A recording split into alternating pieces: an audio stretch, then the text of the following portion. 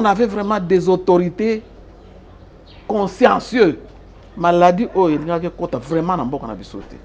Parce que déjà, Nzamba Salaki Biso grâce, et bandit kuna, et bandit na Chine, et bandit na Amérique, et bandit na Europe, Biso tout ça, clean. Et on sait bien que les Chinois, aujourd'hui, leur pays de prédilection en Afrique, c'est la RD Congo. Ceux qui n'ont pas l'autorité, il y a beaucoup déjà dans les raisons en Chine, on a bloqué. On a bloqué tous les Congos. Dengue banani va bloquer. Et maintenant on a laissé les frontières poreuses. Baka et Koti surtout dans Kinshasa. On doit prendre des mesures. On est en train d'imiter les autres. On imite les autres qui ont de gros moyens. En France, même en Chine, quand ils ont demandé le confinement, c'est l'État qui a alimenté toutes les familles. L'État a sommé les bangos de provision pour se confiner, pour ne pas sortir. Et vous avez entendu des milliards qu'on mettait à la disposition pour lutter contre cette pandémie-là, dans tous ces pays-là. Vous avez entendu combien de milliards on mettait? Mais ici, Boyoki, 1 million à peine, 1 million à peine. 1 million. Or, on devait déjà mettre dans les hôpitaux tout ce qu'on appelle là les masques, les gels là, pour garantir la non-contamination du personnel soignant. Rien n'a été fait. Rien. On a attendu que les gens meurent, que les gens soient contaminés pour donner les mesures que les autres ont prises et nous demander de rester à la maison. On va rester à la maison pour manger quoi. Comme j'ai entendu une maman là, mais l'air tokotika la nandaku. Ce que tu sali 15 jours, ce que tu sali 1 mois, l'air bokoya ko fongola bandaku na biso na 1 mois wana. Bokolo ko tabi bembe.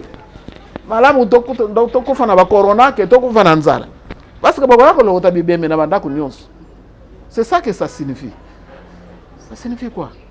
Et maman, moi je vous dis, je sais de quoi je parle. Ce n'est pas l'argent qui manque dans ce pays. Vous avez vu l'argent qu'on a sorti dans la villa de Gamere à Bukavu. Vous avez vu des conteneurs de dollars qu'on a sortis là-bas. Et dans toutes ces maisons, ici, si vous entrez, vous trouverez ces conteneurs de dollars à gogo. Dans toutes les maisons de tous ces bakondis, de tous ces ministres, de tous ces présidents et consorts, vous trouverez ça à gogo. L'argent, il y en a. Mais, comme disait Tshisekedi d'heureuse mémoire, l'amour du Congo et du Congolais n'existe pas chez ceux qui nous gouvernent.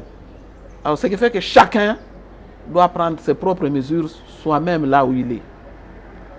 Les roseaux Bimana Balabala essayent de ne pas te faire contaminer. Yo moko. Parce que tout ça n'a pas consisté. Nous avons des ennemis du peuple congolais. Ces mesures-là qu'ils ont prises. Ailleurs, quand vous allez, les transports en commun, les transports, ming, ils à l'État, babus.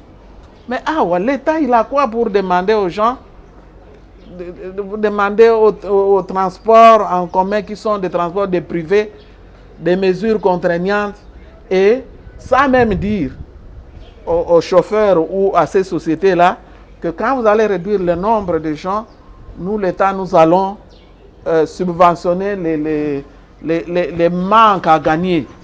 On ne leur a pas dit ça. Et les gens, ceux qui sont là où il n'y a pas de policiers, ils ne respectent pas ça, ils prennent leurs clients comme ils veulent. Et ils sont exposés à la maladie, et les clients et eux-mêmes les conducteurs. Alors, ces mesures-là, moi, je les ai entendues d'une oreille distraite. C'est passé comme ça. Parce que je savais que ce serait difficilement applicable dans ces pays ici. Tozan Namboka Oyo Bakondi Balingaka, peuple na bangote. C'est clair. Mobutu ne nous aimait pas. Kabila père aye, Kabila père à son âme, a humilité, moyen de juger exacté. Kabila fils Oyo, ce qui fils 18 ans durant là. Ça qui a lingi na ebisote bon monaki, je n'entre pas en détail. Félix Aye, à la qui a lingi na ebisote, occupé d'abord à son enrichissement personnel. Nadir Kabnae, que nous appelons vice-président de la République. Bambongo oyo bazomona na bandako na bango oyo bamonaki yo pe omonaki yango parce que ça journaliste oyebi oyo nyonso nazolo. Bambongo wana ne fût-ce que na moment ya crise aboy bakokaki kuutiliser yango batie ba avion bakeke kozwa bato na biso ba oyo baza en détresse en dehors du pays. Mais basali yango te parce qu'ils n'aiment pas le Congo et les Congolais. Bolingo ya Congo na Congolais ezate. Bakosala yango na ndenge ni. Qu'est-ce qui vous étonne? Ni nezoka musayo. Oyebi bango ndenge bazali. Rien n'a changé de Mobutu à passant par Kabila jusqu'à aujourd'hui. Rien n'a changé. Pourquoi vous vous posez ces questions-là? Moi, en tant que Congolaise aujourd'hui, laissé par Mobutu, par Kabila, aujourd'hui régenté par Félix, moi je compte sur aucune autorité Yamboko. Je fais moi-même là où je suis ce que je peux faire pour garantir ma survie. Les Congolais, arrêtez cette naïveté-là. Soyez réalistes un peu une fois. Parce que il y a eu des problèmes en Afrique du Sud ici. On a molesté tous les étrangers en Afrique du Sud. Tous les pays africains allaient chercher leurs ressortissants.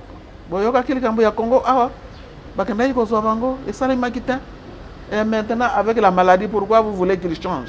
Personne ne changera. Parce que bolingo ya Congo na ya Congolais oyo Tshisekedi azako belela mikolonios baza nango te. Ba s'imprégner nango te. Ne soyez pas étonnés. Ne soyez pas étonnés, ne vous posez même pas cette question-là, c'est dans le vide. Ataboke le lobo lobeli bango vis-à-vis. L'air okobima batikali komela champagne. Babosani. Babosani ke mwana mwasi moko uti ko yebisa biso awa toke zo bande ko na biso bakangami na Dubai. Akosala yango te. OMS asalaki point de presse moko ya bien na landaki yango. Surtout lavage des mains. Lavage des mains c'est primordial. Lavage des mains avant maboko na yo. Et na munoko e kotisa eloko na yo na munoko na yo. Na minute wana ata outi ko sokolo outi chez les voisins, au sokoli maboko, lero ye pa na yo. Olingi olia eloko lo sokola maboko. Ba mbote comme na moni bato comme ko respecter yango ba mbote na maboko botika ba comme ndenge yo na ngandenge tozo solo la boye à plus d'1 mètre. Ba consigne wana ba congolais boza l'attentif bo respecter yango. Il n'y a pas un gouvernement qui prendra soin de vous. Que chacun là place à Zali a respecté consigne. Atako toza na mbongo te toza bato moko tolukaka toliaka au jour le jour les rozobima tala bisango zokota et tondi meke kokota te beta peut-être makolo kende na mwa wenze ya pembeni sala mwa marché na yo soki otekaka soki je sais pas comment mais en tout cas bolanda ba consigne lavage ya main c'est le premier consigne. Éviter le touchement, c'est le second consigne, il y a important. Et l'Union Sala yango, n'andenge que o mema virus wana nanda kuna yote. C'est la seule façon de nous protéger nous-mêmes en respectant ba consigne OMS a lobby na ba konzango pe ba relayer yango, bolanda yango. Comme ça, ça. Sinon, vraiment, c'est difficile. C'est difficile de respecter ça. Mais essayez dans la mesure du possible pour respecter Yango.